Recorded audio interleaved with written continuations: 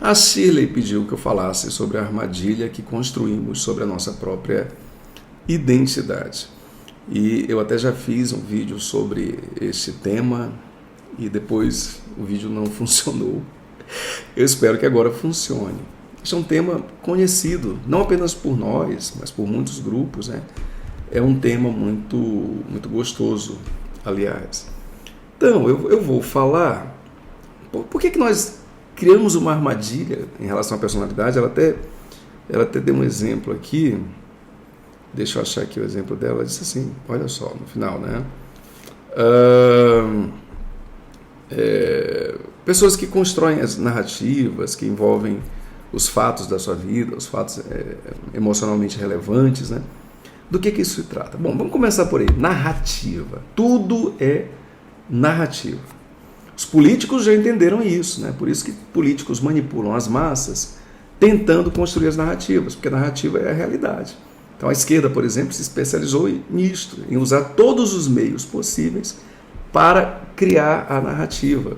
Aí a produção de livros sobre a história, né? Tomar conta das escolas e das faculdades, tudo isso faz realmente parte de uma instrumentalização cujo propósito é definir a narrativa. Porque, bom, alguma coisa acontece, depois vem lá o historiador, dá uma versão sobre a realidade, uma narrativa da realidade, e aquela narrativa vira a realidade. Vem alguém e produz um filme sobre algo que aconteceu, as pessoas assistem aquele filme como se fosse um registro histórico verossímil do que aconteceu, e pronto, todo mundo, aquilo ali é a realidade, foi assim. Entendem? Todo o processo é de fabricar uma narrativa, porque a narrativa gera a realidade. Em tudo, em absolutamente tudo. Graças a Deus, hoje já não é mais tão fácil assim fabricar uma narrativa por conta da internet. É por isso que muitos políticos odeiam a internet, porque a internet liberta. É por isso que os políticos dizem que querem defender da internet. Olha só, os políticos, né? Querem defender da internet, a internet é má, tem perigo, pessoas morrem, porque ela é perigosa, o que está morrendo é o poder deles. Agora já não é mais tão fácil criar uma narrativa, as pessoas debatem, tem milhares de versões, muitos e muitos sites e canais falando sobre temas, em posições diferentes, é muito difícil unificar. Por isso que o mundo está polarizado. Não te dizem que a polarização do mundo é uma coisa ruim? Mentira, mentira. A polarização é a não massificação, sabe? Quando é que a opinião é uma só? É quando o sistema detém a narrativa, consegue impor essa narrativa sobre todos e as pessoas ficam massificadas. Todo mundo pensando basicamente do mesmo jeito, e aquelas poucas que não pensam assim, não se sentem à vontade para contradizer, porque elas são realmente a minoria.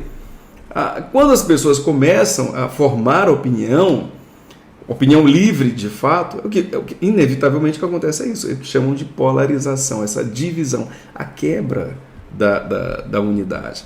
E é por isso que odeiam, porque essa quebra da unidade, que é a libertação, ela representa a fragmentação do poder do povo, não é a fragmentação do povo, não.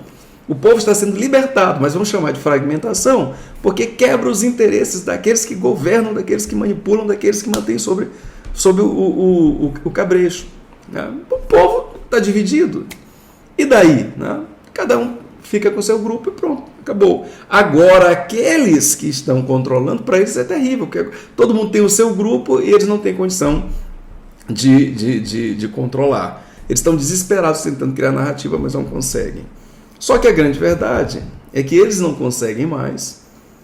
Contudo, narrativa é identidade, digamos assim. O que é identidade? São as coisas com as quais nós nos identificamos. Basicamente é isso. E esse processo de identificação está dentro de uma narrativa, né, de uma repetição, de uma assimilação de crenças. Nada, digamos assim, é por si mesmo real. Tudo é artificialmente real. Tudo é o projeto de uma identificação, de uma narrativa. O nome que se tem? Bom, o nome é real? O nome representa quem eu sou? A verdade é que não. A verdade é que não. Tem pessoas que estão muito apegadas ao seu nome, nossa, gostam do seu nome, não conseguiriam ter outro nome. Tem gente que casa mas não quer mudar o nome, nada, mesmo aquele nome que ela não usa, digamos, né? Ela não quer mudar, não quer acrescentar, não quer tirar, não quer fazer nada. Por quê? Porque ela se identifica muito com o seu nome. Tem outras pessoas que querem mudar o nome. Por que não podem me chamar de João, de Vitor, sei lá? Ou até mesmo de um nome feminino, por que não podem me chamar de Gisela, de Valesca? Né? Não tem gente que muda o seu nome, nunca gostou do nome, nunca se identificou com o nome e muda para um nome masculino mesmo, tem outras pessoas que são homens e mudam para um nome feminino. Enfim, se o nome em si nos representasse, ninguém conseguiria mudar, não é verdade? Não é? Mas por que mudam? Porque o nome em si não representa. Ele só representa na medida em que a pessoa se identifica com ele. Na medida em que a pessoa, né, cria um processo narrativo com o nome. A mesma coisa a imagem.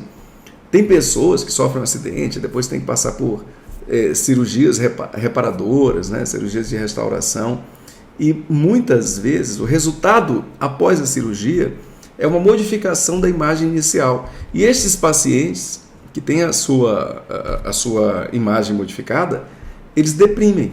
Isso é comum. Né? Ficam assim muito mal porque não se identificam mais.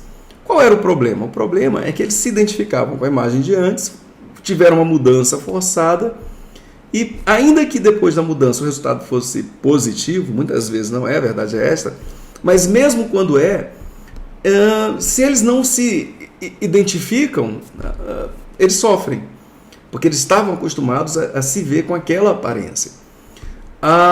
É por isso, por exemplo, né, as pessoas que se identificam com uma fase da sua vida, quando envelhecem, já sofrem também, porque se veem mudando sem querer. Mas, por outro lado, tem aquelas pessoas que mudam de propósito, porque não criaram uma narrativa pessoal. E aí, elas, por exemplo, fazem coisas que parecem até que soam como deformação da própria aparência. Cortam a língua em 3 partes para ficar a língua mais animalizada, né? Botam tatuagem no corpo, mudam a pele, mudam os olhos para uma versão animal. Outras mudam o sexo, são homens, feminizam, né? São mulheres, masculinizam, enfim. Tá? Se a aparência em si representasse alguma coisa, ninguém conseguiria mudar. Mas a verdade é que tudo parte de um processo narrativo.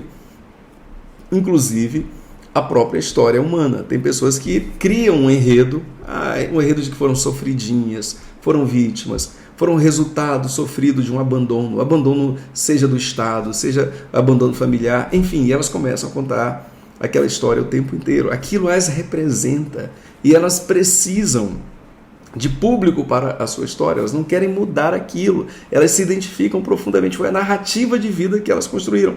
E vida é narrativa, da mesma forma que a nossa imagem é a nossa narrativa, que a nossa identidade em termos de nome é a nossa narrativa, que a história social, a história do mundo é uma narrativa, a nossa personalidade também é a nossa vida, é uma narrativa, a nossa história vital também é uma narrativa, é apenas um enredo contado que foi repetido e nós passamos a nos identificar com ele. Bom, quando o enredo é muito sofrido, há uma super identificação por uma razão muito simples.